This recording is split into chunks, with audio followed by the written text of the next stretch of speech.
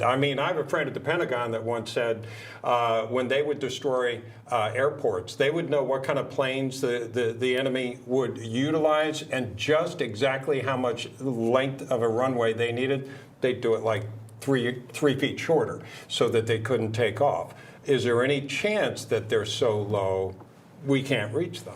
First of all, I think Kelly will agree with me. The news flash here for our viewers is that Bob has friends. And we were in doubt, but now we know.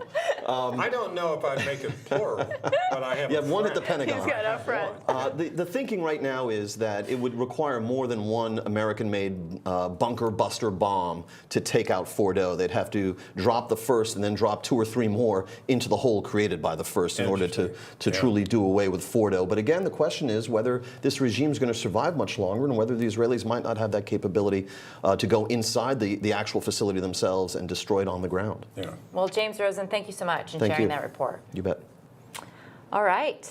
Let's welcome now our panel, Republican strategist and host of 13-Minute News Hour, Bobby Eberle, along with Democratic strategist and former Obama campaign director, Robin Biro. Good afternoon to both of you.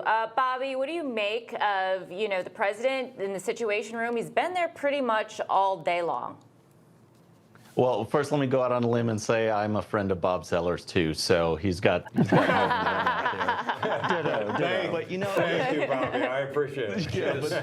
The Bobs stick together. Yes, we've got to, for this one. But let me just say this. I tend to fall more on the Tucker Gabbard side of this debate. Israel attacked Iran, Iran attacked back. So if this is a move for leverage to bring them to the negotiating table, we've already paid a human price. There's reports of civilian casualties in Israel, and we took out some military guys, but also nuclear scientists in Tehran or Iran. Was that a terrorist? Was that a military guy? I mean, there's just some scientists. And so I think this is Israel's war, Israel's attack. We should support our ally, but even the rhetoric coming on some of these Truth Social posts, we control the skies, we're not going to stand for this. I mean, is that the American people or is that America-Israel? Because I think Israel is quite capable, even as James Rosen said, of possibly destroying these embedded facilities as well. And so let's let this play out. Let's try and bring Iran to the table, which we had been negotiating. But, for the past 30 years, there's been reports it's like the polar ice caps are going to melt any time now. It's just up there with Iran on the verge of a nuclear weapon. So I like the approach of negotiating. And if Israel wants to handle this for their own self-defense, then let them handle it. But right now, that's the attitude that I have. Robin, what thoughts do you have? And I'll remind our audience, you have a military background as well. Thank you. Yes, 10 years, and some of those were spent as an Army Ranger, and I did do a couple combat deployments. So I'm well versed on this, and this is interesting. I will say this. My friends on the left and my friends on the right are both questioning, we've been told that this has been an American first president and that he's a non-interventionist president. So I've got my friends on the right are equally upset with the prospect of going to war.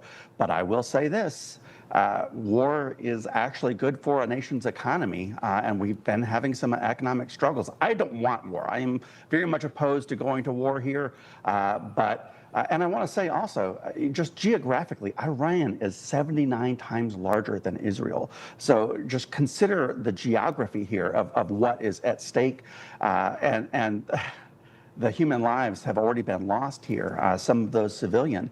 So no one wants to go to war, but I want to say that I have every faith in the president to make the right decision.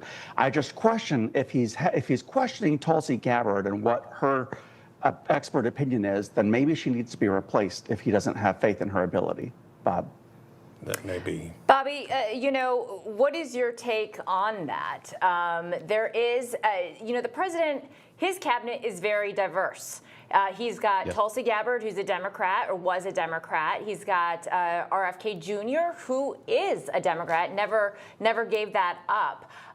He's got a lot of ideological differences. J.D. Vance was more on the isolationist wing, but as James Rosen reported very accurately, has kind of come over to the president's cover, saying we need to give the president the benefit of the doubt. Who defines what America First means.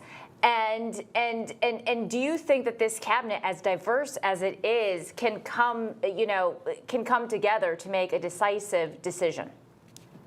Yeah, well, I love the idea of the diverse cabinet. I mean, when you're entrusted with these major decisions, you want to get as many opinions as possible. And I'd love to surround myself with people that know my ideology but are willing to give a different take, just so it's not with blinders on, just so it's not in an echo chamber.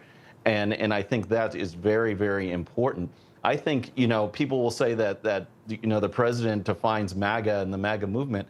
To me, it's actually the American people, what they voted for, what they believe America First is. And that's why you see such a stark reaction. Charlie Kirk had a poll on X saying, should we be involved in this Israel-Iran war? 90% said no. I think he will come to some good decisions. But what has really bugged me the last 48 hours is the messaging and, calling Tucker kooky and things like that when he and Tulsi and there's so many good people in this movement that will have diverse opinions. Let's respect those opinions. Let's debate. Let's come to a solution that does put America first and keep our eye on the ball. Robin, last word. I agree with Bobby. I think this needs to be well planned out, and I don't want this to be a rehash of what the weapons of mass destruction were to George W. Bush and his legacy, and Donald Trump definitely does not want that either. All right, Bobby Eberle, Robin Biro, thank you both for stopping by. Thank you.